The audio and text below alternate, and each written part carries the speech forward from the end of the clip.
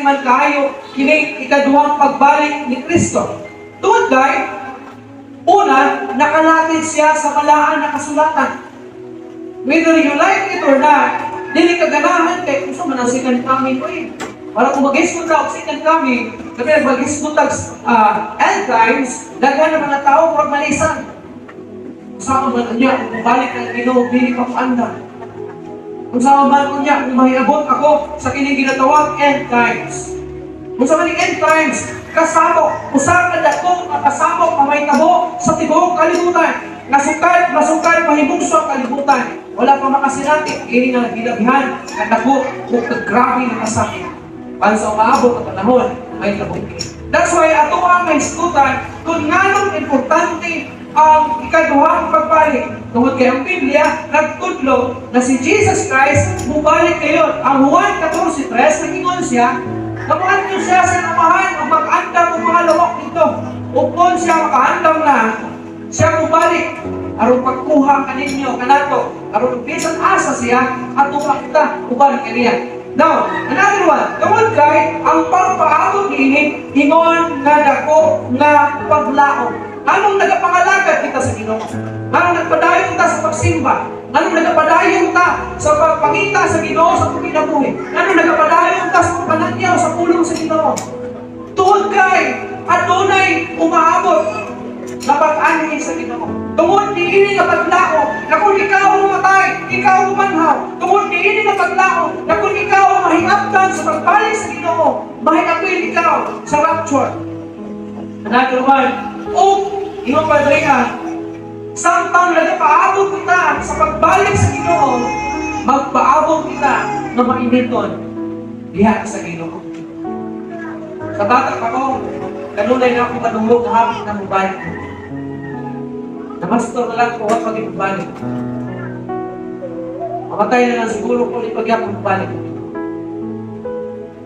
Pero sa diha na nagmuni-muni ko sa pagkaliman itong ikong kadungog kung wali ba yan. Nagabasa ko sa Book of the Galatians. Ibagi ko itong kabalakan. Pinakon, i-pray sa kaluwasan. Kung di ko sigurado ang iyong kaluwasan na pinakon panahon na kung ginawin ko mga 13 anyos, 14, doubtful ko sa kaluwasan kung iwas ko. Kung di ko, di ko sa pagkalikon ng Lord, wala na lang kung takong ipahimos ko. Ano ba? Kung kinahanap ko, kaya nagbalik sa Ginoo, inigtingog sa trumpita, hindi ko kadungog sa tingog sa trumpita. Nahanap ko, namayapin ko sa dako makasakit na may tabo sa mga abot na panahon. Nahanap ko, hindi naman katalagman na may tabo sa mga abot na panahon. Hinungdanan kung wala na natin ipahimos.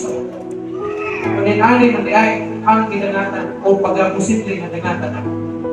Pagka no wonder ay mga reliyon nagatutlo na wala yung impyerno.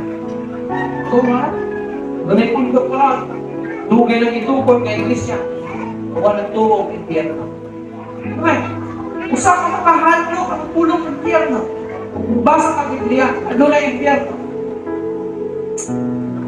Kung mali ako ang kabalatan sa kinabuhi sa unang panahon. Nagluwan tungod kay kini, naghatag og dakong kalipay sa mga magtutuo.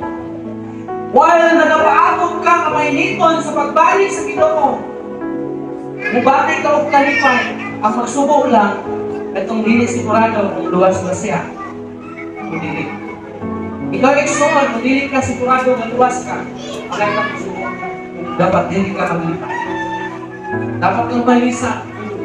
Kaya basin, dili ka makiapin sa pagbalik sa Ginoo. Pero kung sigurado ka na ikaw mahiapin ko niya sa panahon sa rapture, after ikaw sa pagbalik sa Ginoo, hanggang nang maglipay.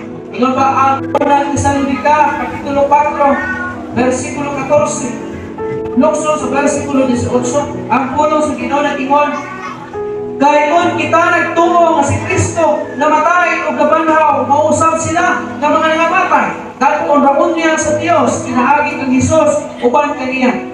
Versikulo 18 na ingon, busa, lipayan ninyo ang usa o busa, kinaagi ini mga pulungan. So, adunay mga pagpamanhaw sa mga abot na panahon. Kung sa aray kitang maglipay, tungkol kay adunay pagkabanhaw sa maamo kabanhaw. This is the reason kaya nung nagapangalagan mo sa Ginoo. Kay kung di ikaw hiabtan sa pagbalik sa Ginoo, nga buhi, at least, apil ka na mabanhaw sa panahon po niya sa pagpamanhaw. Kung mahiabtan ikaw sa pagbalik sa Ginoo, at least, mahiapil ikaw nga ilisan sa Ginoo sa kalawas nga di na madunod na panagasakawon sa Ginoo dito sa iyang anay.